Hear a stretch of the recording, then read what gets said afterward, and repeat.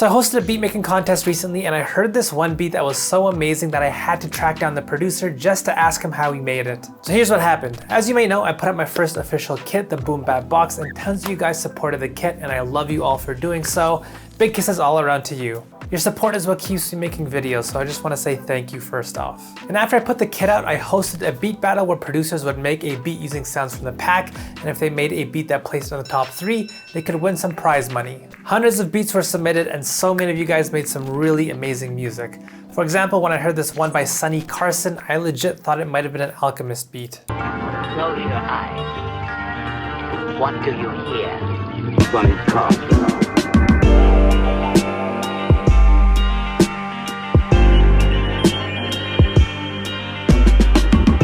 I love that detail in the back especially.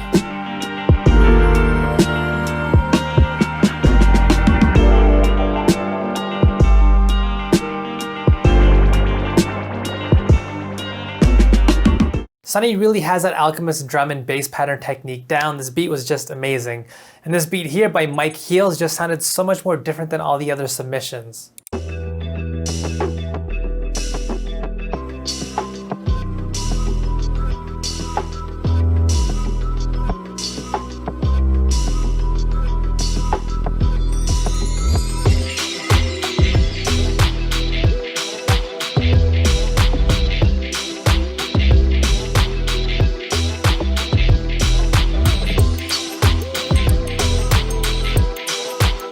You didn't have to make a boom bap beat for the contest, and the way Mikey uses the sounds from that kit, it definitely helped him stand out. And I feel the exact same way about this next beat that I'm about to play too. We have this super secret beat here sent by Lincoln Acrux. Not sure why he's so undercover with his beat submission using a burner account here, but the beat that he sent was super smooth.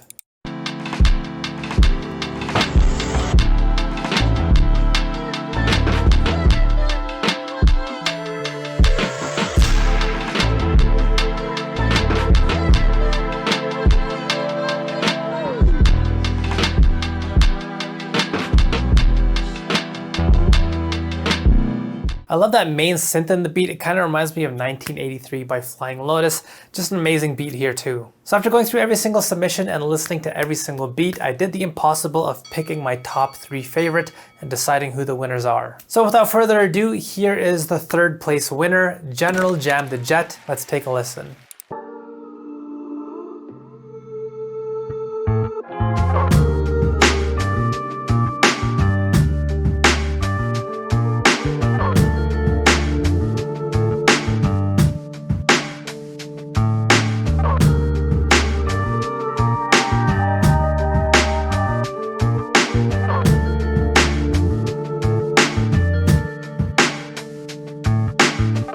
I just love the way that ethereal guitar and those vocal swells sound in the beat.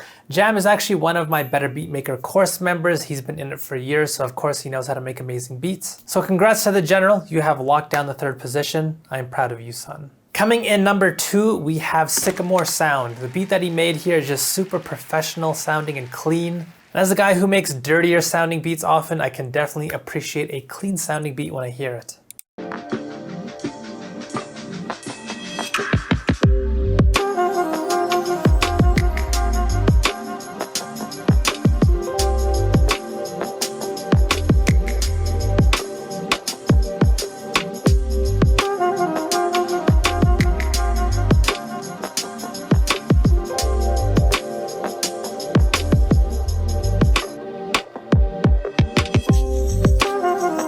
I also love the way the low end sounds. That sliding bass note just really sounds unique and the horns in this beat just sit perfectly. Really amazing job to Sycamore. Congrats on locking down the 2nd spot. So that was number 2 and 3. Again, I just had a really hard time deciding who was gonna win. So many of you guys' beats were really close contenders. But when I heard this next beat, I was just instantly hooked. I kept wanting to go back and listen to it over and over again. The amount of detail that's in the beat, the sounds that were used, the way that the beat's arranged, it was just all so impressive. In fact, it was so impressive that I asked the producer of the beat, Purdy, to break the beat down for all of us, because even I felt like I could learn a thing or two from him. So I'm gonna play the full beat here. It's only around a minute long, but it's an amazing 1 minute. So let's take a listen.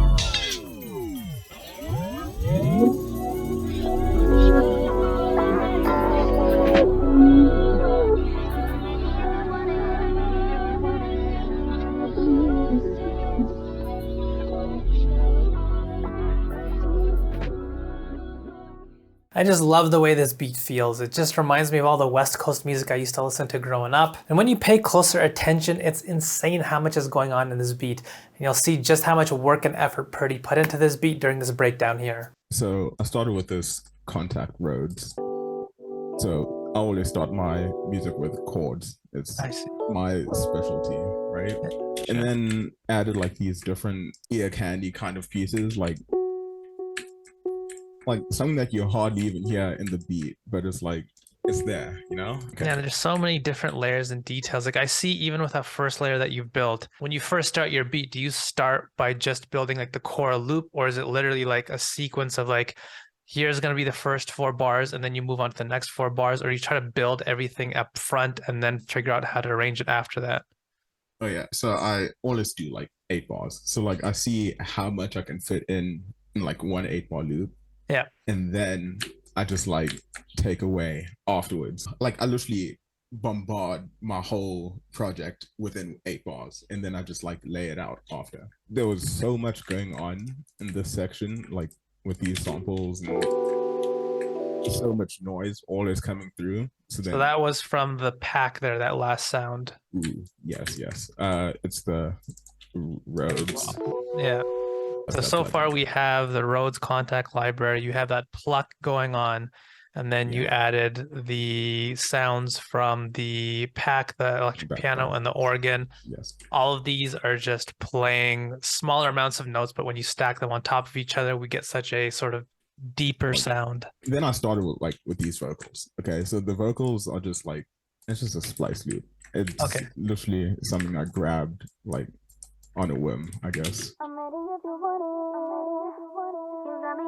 Yeah, it's like, so with a lot of the effects that you're using up to this point, are they like mostly straightforward like filters, EQs, and delays and stuff like that, or do you have any like unique effects that you use as your go-to to create a lot of these like interesting sounds? Just go stock 90% of the time, and then this is when I add in the snare, like right here. So I just pitched it up so the original sample sounded like, but it was I kind of wanted something lighter. I don't think I even I EQ'd it a little bit.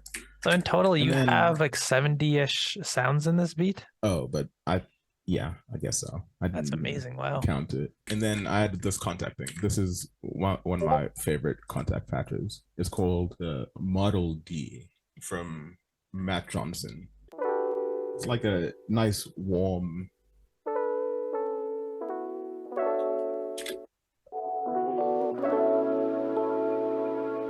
so there's just like a lot going on. I also added this guitar, right? So it's a layer of Trillion and one of the plucks from the guitar pluck from your kit. Okay. Your back box, which you should buy right now on backbox.com. Okay. Thank you for the plug. Then I added this Scarby Rickenbacker Bay or from Contact, which is just after I've laid down all the melodics and the vocals and all that stuff. That's when I start with the drums. I only had the snare for like 90% of the beat. Okay, so you build a lot of the musical instrumentation, but you just have that snare to sort of like set the pace, and you don't actually introduce like the kick and the hi-hats and whatnot until you build a lot of the musical pieces that you wanted? I put the drums very last because my melodics shine the most, and then the drums can stay simple. So your approach is like the drums are sort of utilitarian. They're not like meant to be the focus of the beat. Your strength you feel is your instrumentation, and so that's what you sort of focus on. Yes, exactly.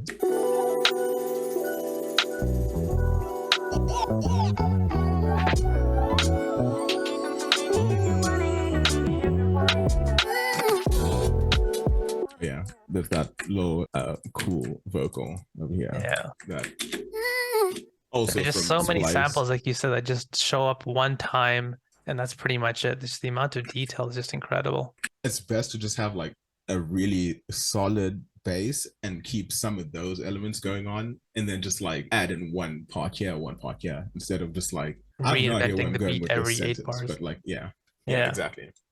So then I added in the hi-hat, this, just like so with Ableton, there's this bar on the far right, the time shift. It's the most useful thing. Since the hat is so delayed, it just makes it feel like laid back.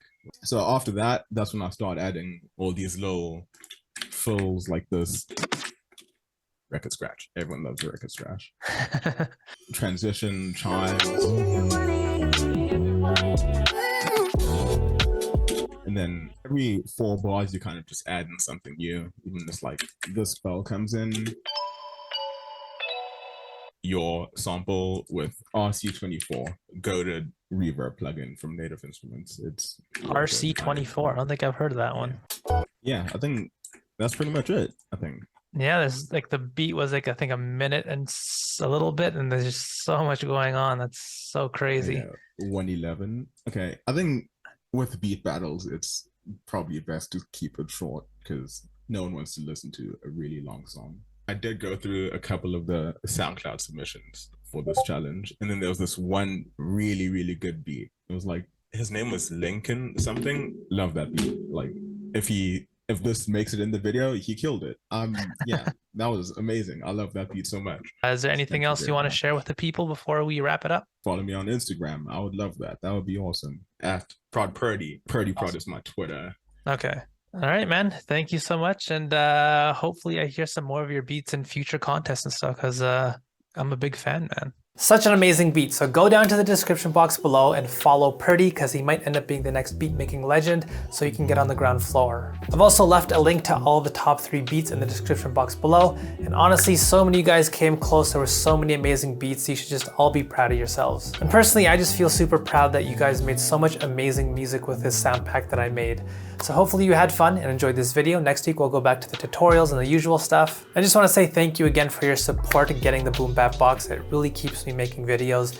And so I can't do this without you guys. So thank you. And yeah, I'll see you guys next week.